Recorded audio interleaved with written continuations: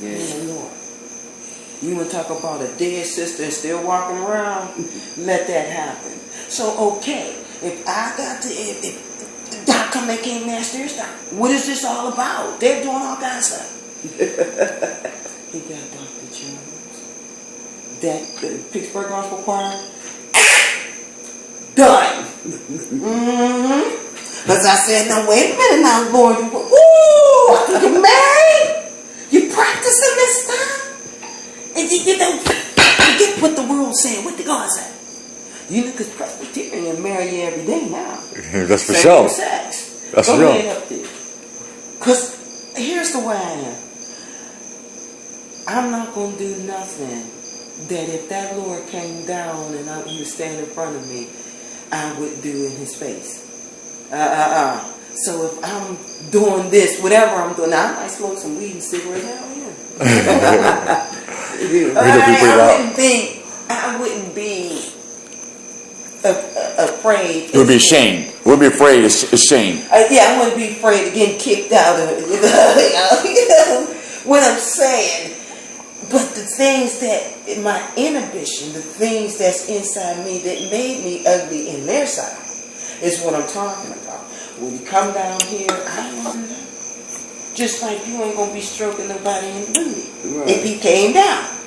So what are you doing now? Right.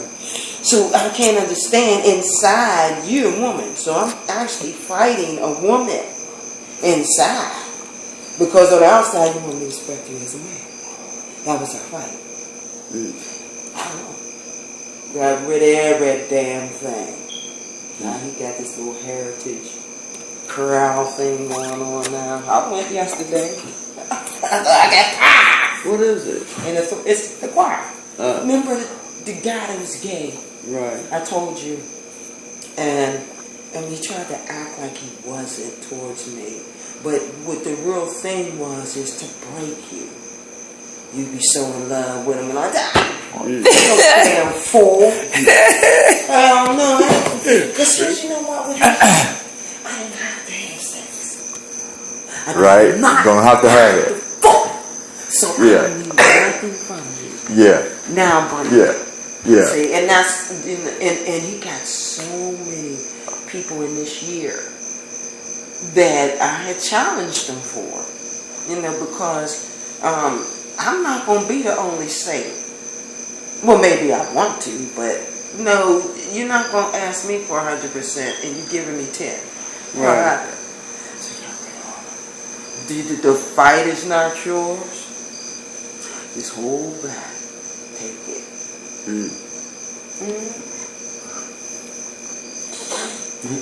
And I'll rest assured none of them going to come up in my face either.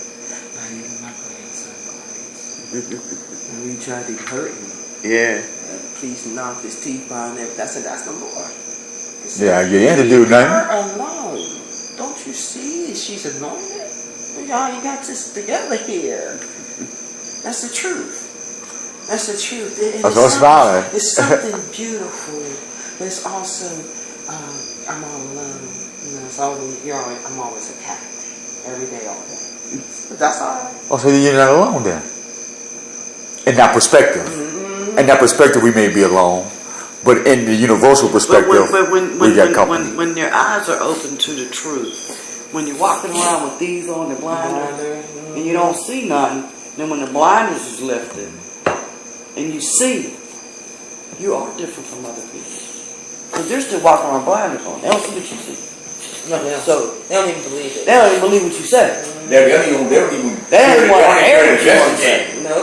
They don't want to. It's like my friend here. Now, we was talking about her mother started asking me questions about the law. More who is there? Just depending on hear this word. And I said that, as her mother, that it says in the scriptures that the things that she's doing, the acts that she's committing is blasphemy. And those who don't want to hear and those who don't want to see, he'll turn them up to a reprobate mind. He's not going to play with you. So, because she was saying, oh, my daughter's crazy. Look at her. She's sitting there. She's on a drug. No, she has a reprobate mind. Right. She's so messed up. She don't know what's right or wrong. But when she's like with me, she hangs on. Right.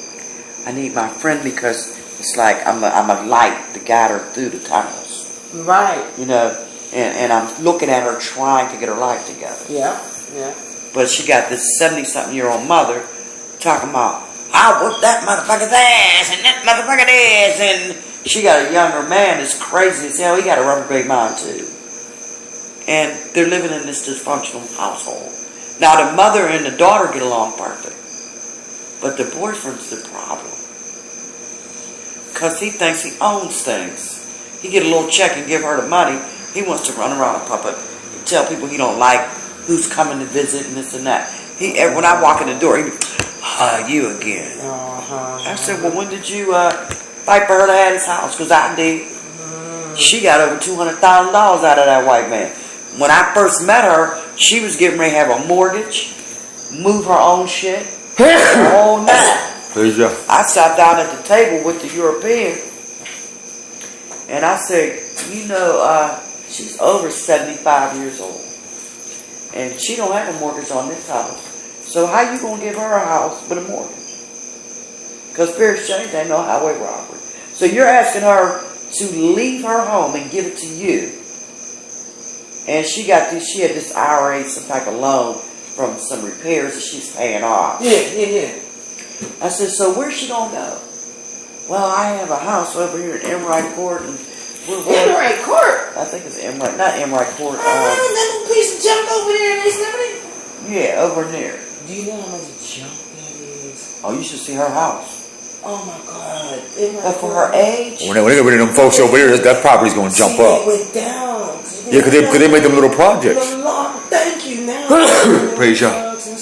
Oh no, honey, that European getting ready to come through there and take all that property. I hope so. He buying up every empty thing. It's already sold. Everything armored, all through that sold. It's gone. $7 billion for just the part where Ruby and them lived at. Remember that house she was living in? Now, it was old and falling down, but it was hers. And she was the last man standing. Everybody took $30,000. Somebody took $28,000. She wouldn't do it. So the dude come through. He said, "The most I can offer you is $50,000." Really? Well, what's the $50,000 gonna do? So I said, "I don't mean to be in your business. I'm just your friend." So I said, "You mind me asking him a couple questions?" I said, "So at her age of 75, she's 75. Her health is not good. She can't move nothing.